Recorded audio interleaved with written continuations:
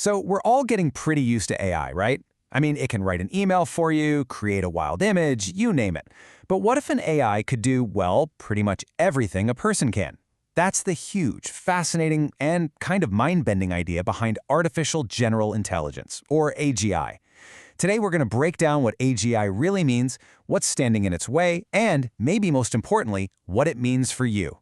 Okay, let's dive in.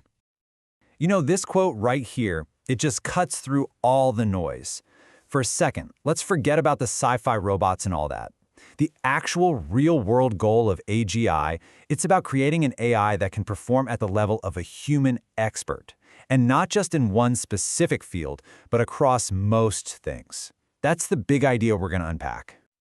All right, so to really get our heads around this, we have to start with the basics. First things first, what is artificial general intelligence, really? And what makes it so different from the AI that we're all using on our phones and computers right now?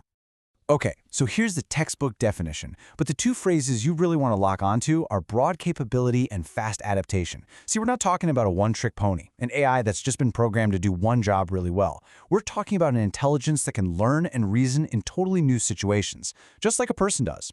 It can tackle problems it's literally never seen before. And this slide just lays it out perfectly. The AI we have today is what we call narrow AI. Think of it as a specialist, like a chess grandmaster. It is unbelievably good, but only at chess. AGI, on the other hand, is the ultimate generalist. It's like an expert who could master chess and then, on a whim, pivot to learning medicine, and then maybe decide to take a crack at astrophysics, adapting and learning as it goes. Okay, so time for a little reality check here. We know what the target is, but the timeline for actually getting there is, well, it's fuzzy, to say the least. I mean, if you ask 10 of the top experts in the world when AGI will arrive, you're going to get 10 completely different answers. Some say a few years, some say decades, and some even say maybe never. And that uncertainty, that's a huge part of this whole conversation. So if AGI is the destination on the map, what are the massive roadblocks keeping us from getting there? Because understanding these hurdles, that is absolutely essential to wrapping your head around just how monumental this challenge really is. And that's the big question, isn't it? If we have this clear idea of what we want to build, why don't we have it yet? Well, as it turns out, building a true generalist intelligence it's just unbelievably hard. We're not talking about small technical glitches. These are fundamental, deep challenges. It really all boils down to these four massive constraints. First up, compute. We are talking about a need for processing power that is it's astronomical, way beyond what's easily available today. Second, you've got data. You can't build a generalist without a gigantic, diverse, and high-quality fire hose of information to learn from, and just finding that data is a Herculean task. Third is reliability.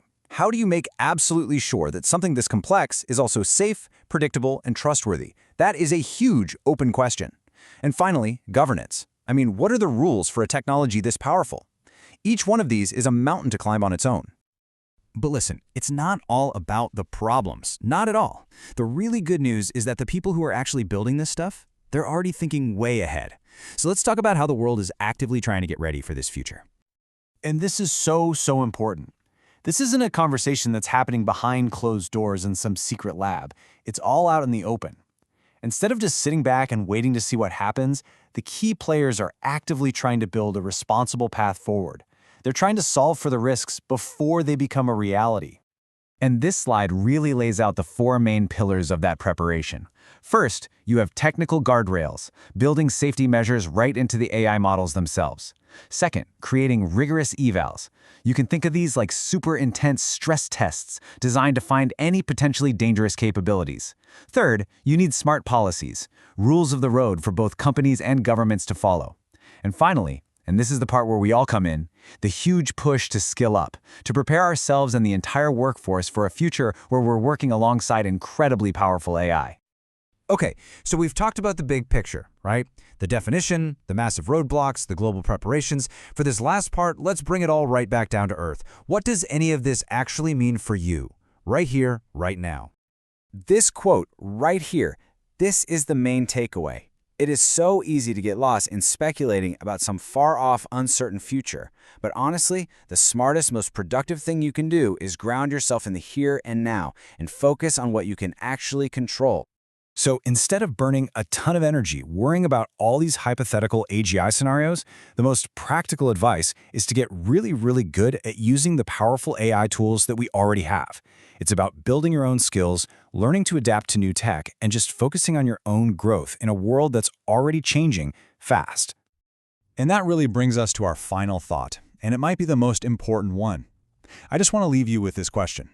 This isn't about becoming some AI genius overnight. Not at all. It's about taking one small, real, concrete step. So what is one skill you can start building today for an AI-powered future? Because the future might be uncertain, but your ability to learn and adapt, that's not. Thanks for listening.